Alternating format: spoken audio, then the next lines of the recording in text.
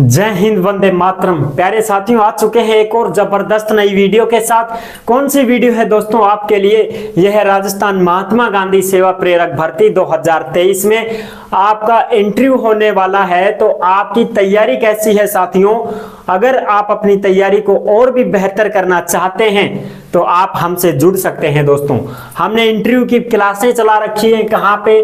Bansur MCQ पे। इस channel पे आप जाकर के देख सकते हैं। हमने वहां पे क्लासें चला रखी हैं, एकदम निःशुल्क क्लासें हैं, फ्री में, बिल्कुल फ्री में ये क्लासें होने वाली है। और इस वीडियो में मैं आपको परिचय करवाऊंगा, आपके खुद का परिचय, यानी कि आपको खुद के बारे में कितनी नॉलेज होनी चाहिए, क्या क्या जानकारी होनी चाहिए, खुद के एरिया के बारे में क्या क्या जानकारी आपसे पूछी जा सकती है, उसके बारे में ये वीडियो है दोस्तों। इसको आप संपूर्ण ध्यान से देख लेना और इसमें तुम्हारे खुद के ऊपर डिपेंड करेगा। जहां से भी तुम निवास, जहां के तुम रहते हो, जहां पे निवास करते हो, उसी जगह के बारे में, उसी जिले के बारे में आपको पता होना चाहिए। तो क्या क्या प्रश्न पूछे जा रहे हैं, अब पिछला जो इंटरव्यू हुआ था उसमें कौन कौन से प्रश्न पूछे गए, वो सारे मैंने यहाँ पे शामिल कर लिए हैं। आपको भी ये बताने होंगे, वो आपसे पूछेंगे साथियों, तो ध्यान से देखना दोस्तों। तो चलिए शुरू करते हैं। अगर चैनल पर पहली बार आए हैं तो यहाँ पे आपको दिख रहा होगा बानसूर रोजगार, आप ही का चैनल है साथियों। काली काली पट्टी दिख रही है, उस पर सब्सक्राइब लिख रखा है, दबाना है और सब्सक्राइब करना है। फिर आप हमसे जुड़ जाओगे, हम तुमसे जुड़ जाएंगे। जो भी वीडियो आएगी, जो भी खबर आएगी, सबसे पहले आपके मोबाइल में पहुंच जाएगी दोस्तों। चलिए शुरू करें। नमस्कार साथियों, मैं राजेश गुर्जर स्वागत करता हूं आप सभी प्यारे साथियों का बानसूर रोजगार के यूट्यूब चैनल में। और ये जो वीडियो है ये बानसूर MCQ चैनल पे भी जाएगी साथियों। और अब इस वीडियो के बाद ये जो वीडियो मैं इसलिए बना रहा हूं ताकि आपको खुद के बारे में पता चल सके कि भाई हमसे कौन कौन से प्रश्न पूछने वाले हैं हमारे एरिया के बारे में, वो वीडियो है ये। इसके बाद साथियों स्टार्ट करने जा रहे हैं सारी की सारी योजनाओं से संबंधित क्लासें चलाऊंगा और टोटल की टोटल योजनाएं मैं आपको पढ़ाने वाला हूं और एकदम आसान और सरल भाषा में सारी की सारी याद करवा दूंगा यहीं पे इसी वक्त। बस बाद का सिस्टम खत्म, बाद में टाइम ही नहीं है अपने पास। मान लो आप मेरी वीडियो आज देख रहे हो, अभी देख रहे हो 10 मिनट समय निकाल के, और कल आपका इंटरव्यू है, तो मैंने जो पढ़ा दिया वो रटने की जरूरत नहीं है, मैं तुरंत याद करवाऊंगा। ठीक है साथियों, चलो शुरू करते हैं। अब इसमें तो याद करवाने की कोई जरूरत भी नहीं है, इसमें तो आपके खुद के ऊपर डिपेंड करेगा। देखो सबसे पहले वो पूछ लेंगे कि आप अपने बारे में बताइए। हर क्लास में ये बात बता रहा हूं मैं, हर क्लास में, कि ये तो आपको अच्छी तरह से आना चाहिए साथियों, क्योंकि रोज पूछा जा रहा है ये कि भाई आप अपने बारे में बताइए। तो अपना नाम वाम बता देंगे, पता बता देंगे, और पता बताते ही प्रश्न बढ़ने शुरू हो जाएंगे। फिर आप कहोगे, वो कहेंगे कि आप काम वाम कुछ करते हो? नहीं सर, हम तो बेरोजगार हैं साहब, ठाले बैठे हैं, कोई काम धाम नहीं है, बस अपने खेती बाड़ी का कर लेते हैं, कभी कुछ उचंती काम मिल जाता है तो वो कर आते हैं, थोड़ा बहुत पैसा ले आते हैं, खर्चा पानी चला लेते हैं। इस प्रकार से आपको कहना है ताकि ये लगे कि हाँ भाई ये तो बेरोजगार ही पड़ा है, ये तो 4000 4500 में भी राजी है, कर लेगा काम, ऐसा होना चाहिए। ठीक है ना? हाँ, बाकी और हमने वीडियो बनाई दी, अब रोज रोज मैं इसके बारे में नहीं बताऊंगा, मैं आगे के प्रश्न कवर करूंगा। समय बहुत कम है, हम इन्हीं प्रश्नों में उलझ पुलझ नहीं रहेंगे, हमें बहुत आगे तक जाना है और सारी योजनाएं भी क्लियर करनी है। तो फटाफट से देख लेना आप, है ना साथियों? तो ये तो आपको सबको पता है, बार बार मत पूछो। अब बात करते हैं गांव की, यानी कि पता बताओगे तो भाई गांव भी बताओगे, तहसील बताओगे, पंचायत समिति बताओगे, जिला बताओगे, ये तो बताना ही पड़ेगा। ठीक है, तो अब शुरू करो। अब देखो, आपके गांव की जानकारी आपको पूरी होनी चाहिए। ठीक है, जानकारी क्या क्या होनी चाहिए साहब? अरे भाई आपका गांव ग्राम पंचायत में आता है कि नगर पालिका में आता है? सबसे पहला बात तो ये कंफ्यूज खत्म करो।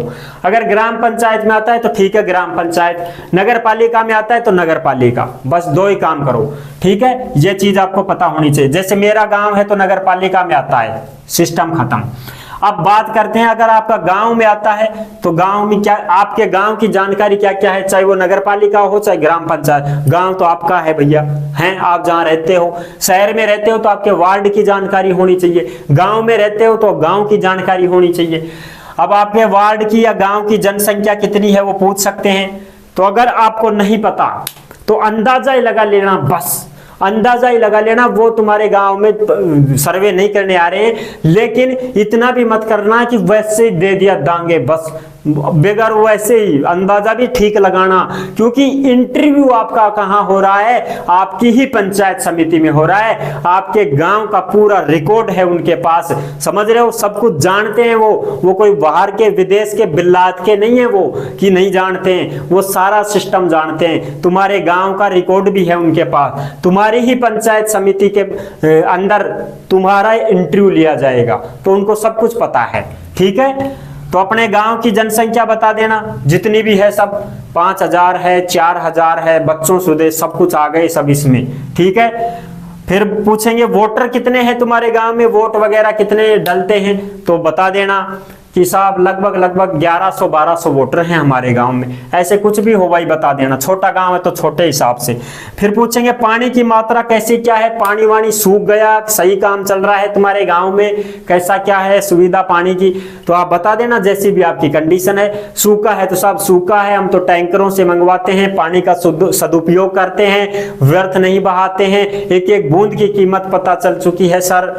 ऐसे अगर पानी है तो साहब अभी तो ठीक ठाक चल रहा है, खेती बाड़ी का काम भी सही चल रहा है, पानी सही आ रहा है, अभी ऐसी कोई समस्या नहीं है, हम पानी का सदुपयोग करते हैं सर, बचाते हैं पानी को, इस प्रकार से पौधारोपण भी कर रहे हैं ज्यादा से ज्यादा, ये चीजें, ताकि आप उनको ऐसे लगे कि हाँ बंदा ठीक ठाक है, टैलेंटेड है, पढ़ा लिखा है। अच्छा, अगली बात, कौन कौन सी जातियां निवास करती हैं आपके गांव में, तो आपको सब कुछ ही बताना है। सर हमारे गांव में तो जो भी जातियां हैं वो बता देना आप। सर हमारी में तो जनरल भी है, ईडब्ल्यूएस भी है, ओबीसी भी है, एससी भी है, एसटी भी है, ये सारी जातियां निवास करती है। फिर पूछेंगे सर्वाधिक जाति कौन सी निवास करती है तुम्हारे गांव में, सबसे ज्यादा जाति के लोग कौन से हैं, फिर वो आपको बताना है कि भाई देखो कोई भी हो, जैसे हमारे गांव में सबसे ज्यादा गुर्जर हैं तो मैं तो गुर्जर ही बताऊंगा, इस प्रकार से आपको भी बताना है। सर हमारे तो एमबीसी वाले सबसे ज्यादा हैं, अब आपके हिसाब से बताना।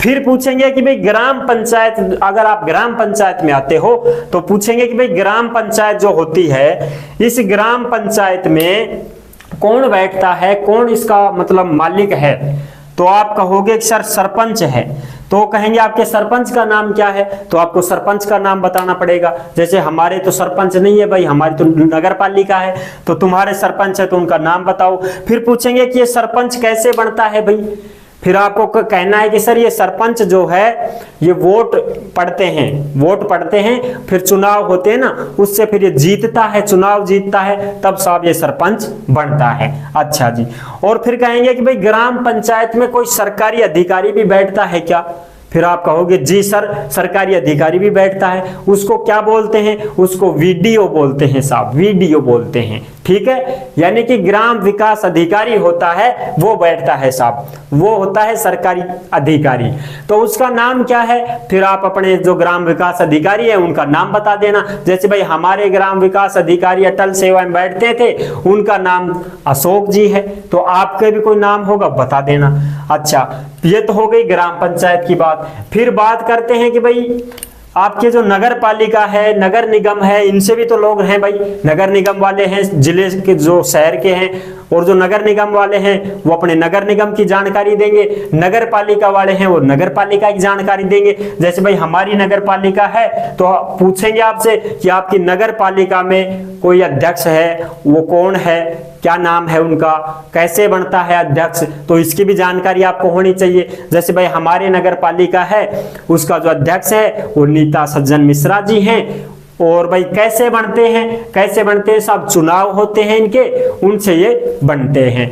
ठीक है जी, फिर पूछेंगे कि तुम्हारी जो नगर पालिका है इसमें कोई सरकारी अफसर भी बैठता है क्या, सरकारी अधिकारी भी बैठता है क्या, हाँ सर बैठता है, उनको क्या बोलते हैं, उनको साहब ईओ साहब बोलते हैं, अधिशासी अधिकारी बोलते हैं, उनका क्या नाम है, तो भाई तुम्हारा कोई होगा ईओ साहब, उनका नाम बता देना। हमारे नगर पालिका में जो ईओ साहब हैं उनका नाम है सुमेर सिंह जी मीणा, इस प्रकार से। ठीक है साथियों। हाँ, नगर निगम में जो अध्यक्ष होता है उसको महापौर बोलते हैं, नगर पालिका में जो अध्यक्ष होता है उसको चेयरमैन बोलते हैं, इसका भी आपको ध्यान रखना है। ठीक है जी। महापौर कैसे बनता है, ये भी साहब चुनाव होते हैं, जैसे चेयरमैन का चुनाव होता है वैसे ही महापौर के चुनाव होते हैं, वो भी इसी में जीतते हैं। सदस्य जो होते हैं पार्षद वगैरह वो चुन लेते हैं कि साहब इसको बनाना है, वो बनाते हैं। ठीक है जी। फिर आएंगे वो तहसील के ऊपर कि भाई तहसील तुम्हारी फलानी है, तो इस तहसील में तहसीलदार कौन है, तो आपको तहसीलदार, अपने तहसीलदार का नाम बताना है कि तहसीलदार कौन है, और ये तहसीलदार कैसे बनता है इस पे भी बात करेंगे वो। अब तहसीलदार, जैसे हमारा तहसीलदार है नीलम राज बंसीवाल जी, आपके तहसीलदार कोई हैं तो उनका नाम बताओ। तहसीलदार कैसे बनते हैं, ये कोई वोट से नहीं बनता है कि भाई वोट पढ़ते हो तहसीलदार के, नहीं, इसका एग्जाम होता है साथियों, ये सरकारी अफसर होता है, तहसील का मालिक होता है तहसीलदार। आरएएस की परीक्षा, जो राजस्थान की सबसे बड़ी परीक्षा है आरएएस परीक्षा, उसको पास करता है, और उसमें जब इनका चयन होता है तो सबसे ज्यादा जिसकी रैंक बनती है उसको बनाते हैं एसडीएम, और थोड़ा रैंक कम होती है वो फिर तहसीलदार, बीडीओ, ये बनते हैं। ठीक है ना, इस प्रकार से। तो अब ये तहसीलदार बन गया, आरएएस से बना है दोस्तों। ये किससे बनता है, आरएएस से। इसको क्या बोलते हैं, आरटीएस। क्या बोलते हैं, आरटीएस। समझ रहे हो। हाँ, अब बात करते हैं एसडीएम की। एसडीएम को क्या बोलते हैं, आरएएस। एसडीएम को बोलते हैं आरएएस। राजस्थान में सबसे बड़ा एग्जाम है आरएएस का, इसको फाइट करता है तब बनता है एसडीएम। ठीक है, तो वो पूछेंगे कि एसडीएम तो बनता है, ठीक है, कौन है आपका एसडीएम, तो आपके एसडीएम कोई है उनका नाम आपको बताना है। जैसे हमारे एसडीएम है राकेश मीणा जी, इसी प्रकार आपके भी कोई एसडीएम होंगे, उनका नाम आपको बताना है। फिर बात करेंगे एमएलए कैसे बनता है, कौन है आपके एमएलए, तो आपको बताना है कि साहब एमएलए जो है विधायक जी हैं, और विधायक जो है वो चुनाव से बनते हैं, वोट पड़ते हैं साहब इनके। हमारे जो एमएलए हैं वो अब मंत्री बन चुकी हैं श्रीमती शकुंतला रावत जी। ठीक है, वो हमारी कैबिनेट मंत्री हैं जो हमारी एमएलए हैं। अब बात करते हैं पंचायत समिति की। तहसील से आ गए सीधे पंचायत समिति पे। ऐसे ही आपको प्रश्नों को कवर करना है, ध्यान देना है। पंचायत समिति में बात करें तो पंचायत समिति में जो अध्यक्ष होता है उसको क्या बोलते हैं भाई, उसको बोलते हैं साहब प्रधान। समझ रहे हो, प्रधान बोलते हैं। और ये जो प्रधान है, ये प्रधान कैसे बनता है, परीक्षा होती है क्या, नहीं साहब, चुनाव होते हैं उससे बनते हैं प्रधान। पंचायत समिति सदस्य बनते हैं, चुनावों से वोट पड़ते हैं साहब। अच्छा, आपके प्रधान का नाम क्या है, तो आपको बताना है। जैसे हमारे प्रधान का नाम है सुमन देवी जी, इसी प्रकार आपके भी प्रधान होंगे, उनका नाम बताना है। ठीक है साथियों। अब बोलेंगे कि भाई पंचायत समिति में जो सरकारी अधिकारी होता है उसको क्या बोलते हैं, तो उसको बोलते हैं भैया बीडीओ। क्या बोलते हैं, बीडीओ। ये होता है खंड विकास अधिकारी। और फिर पूछेंगे कैसे बनता है ये, तो आपको कहना है कि सर ये भी आरएएस की परीक्षा से बनता है।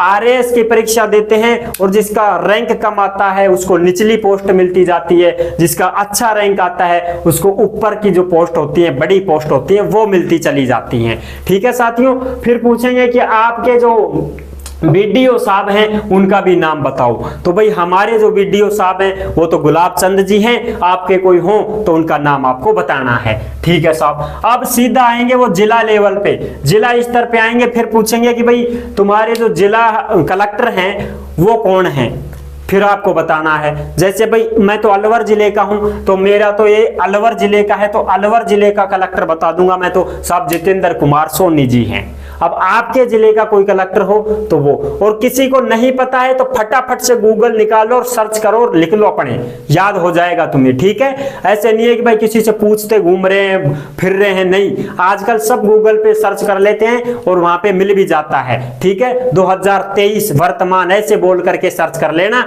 आपको मिल जाएगा। ठीक है साथियों। अब बात करते हैं कि जिला कलेक्टर कैसे बनता है, तो मैंने आपको बता दिया जिला कलेक्टर कैसे बनता है। ये बनता है यूपीएससी परीक्षा से। किससे बनता है साथियों, यूपीएससी परीक्षा से। और ये जो एसडीएम होता है ये आरएएस की परीक्षा से, जिसको हम क्या बोलते हैं, RPSC. Rajasthan public service commission, और ये होता है UPSC, union public service commission. ठीक है साथियों, तो ये सबसे भारत का सबसे टफ एग्जाम होता है यूपीएससी का। इसमें सबसे ज्यादा जो रैंक आती है उसी को डीएम बनाया जाता है, जिसको डिस्ट्रिक्ट मजिस्ट्रेट बोलते हैं, जिला कलेक्टर बोलते हैं साथियों। ठीक है, ये यूपीएससी से बनता है ऐसा परीक्षा पास करके। फिर पूछेंगे कि अब तुम्हारी कुछ जिले की 2-4 प्रसिद्ध चीजें हैं, प्रसिद्ध जगह है, उनके बारे में कुछ बताओ। आप आपके जिले की 100% पूछ रहे हैं, 100% पूछ रहे हैं ये सवाल कि आपके जिले का कोई प्रसिद्ध कोई भी स्थान हो, कोई जगह हो, उसके बारे में बताइए। फिर आपको बताना है, जैसे मैं अलवर जिले का हूं तो हमारे अलवर जिले में जो प्रसिद्ध चीजें हैं उनको नाम बोल दो भाई। आप घूमने जाते हो, देखते हो इधर उधर, उन्हीं का बता देना है, झिझकना नहीं है, जो आए वो ही बता देना। जैसे मैं बोल दूं सर हमारे बाला किला है जो बहुत प्रसिद्ध है, जिसे अलवर का किला भी बोलते हैं।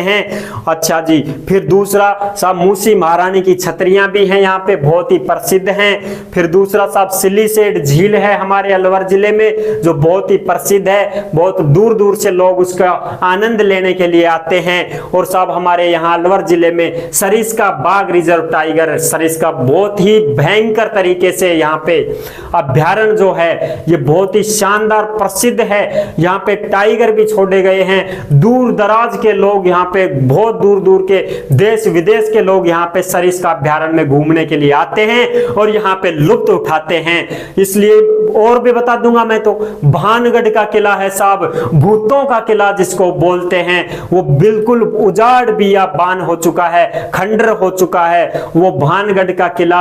आज भी उसके वो टूटे हुए पत्थर उस इतिहास का गवाह हैं कि यहाँ पे लोग बोलते हैं कि यहाँ पे भूत चुड़ैल रहती हैं, रात को बाजार लगता है, ये सारी चीजें हैं। इसलिए साहब यहाँ भी बहुत दूर से लोग देखने के लिए आते हैं। विराट नगर में चले आओ, हमारे यहाँ वो जयपुर में चला जाता है लेकिन अलवर में नहीं है साथियों। मैं तो गया, वहां भी घूमने जाओ जहीं बता दो तुम तो, ठीक है ना। ये प्रसिद्ध चीजें हुआ करती हैं, ये आपको बतानी रहती हैं और कोई बड़ी बात नहीं है। जो भी आपको जीके से संबंधित ऐसा लगे कि हाँ भाई ये प्रसिद्ध चीज है, उसी के बारे में बता देना बस, और क्या है, समझ रहे हो ना। अब मैं लेके आऊंगा आपके लिए सारी की सारी क्लासें होंगी अपनी कौन सी योजनाओं से संबंधित। अब सारी योजना करवाऊंगा फटाफट तरीके से और सब कुछ याद करवा दूंगा वहीं की वहीं। बस आपको तो कानों से सुनना है और आंखों से देखना है, याद करवाने का काम मेरा रहेगा। तुम्हारे ऊपर बिल्कुल भी लोड नहीं दूंगा, क्योंकि तुम तो वैसे ही अब यार बहुत जल्दी में हो, तुम्हें तो 1-2 मिनट का भी समय है, वो भी बहुत कीमती है साथियों। एक भी योजना जो लिख दिया ना, ऐसे तो लिख दिया सो लिख दिया, वो याद ही रहेगी तुम्हें। बस ऐसा नहीं है कि भाई इनको याद कर लेना तुम, नहीं है, ये बात तो मैं बिल्कुल नहीं बोलूंगा कि मैंने लिखवा दिया तुम याद कर लेना। क्यों कर लेंगे याद, फिर कब करेंगे याद, फिर किसी दूसरे यूट्यूब पे चले जाएंगे, वहां पे देखने लग जाएंगे, हमारी पढ़ाई हुई चीज भूल जाएंगे, फिर कब करेंगे याद, तब तक इंटरव्यू हो जाएगा, वो तो भटकते रहोगे तुम तो। ऐसे तुम्हारा उद्धार नहीं होगा दोस्त। मैं तो जो पढ़ाऊंगा तुरंत याद करवाऊंगा, बस बात खत्म। अगर मेरी क्लास देख रहे हो, तुरंत छोड़ के जा रहे हो पूरी होने के बाद, और फिर आपसे कोई उन योजनाओं के बारे में पूछता है जो मैंने पढ़ा दिया है, अभी पढ़ाया है, और अभी कोई तुमसे पूछे तत्काल उत्तर दोगे, ये मेरा वादा है। ठीक है साथियों, तो आई होप आपको ये जानकारी कैसी लगी, अच्छी लगी हो तो वीडियो को लाइक जरूर कर देना। चैनल पर पहली बार विजिट कर रहे हो तो सब्सक्राइब जरूर कर देना, क्योंकि देश में जितनी भी भर्तियां निकलती हैं तमाम हम आपके साथ शेयर करते हैं, एकदम आसान और सरल भाषा में आपको समझाते हैं साथियों। तो चलो, जुड़ने के लिए आपका बहुत बहुत धन्यवाद। फिर मिलूंगा एक और जबरदस्त ऐसे ही क्लास के साथ, तब तक के लिए सभी प्यारे साथियों को जय हिंद, जय भारत।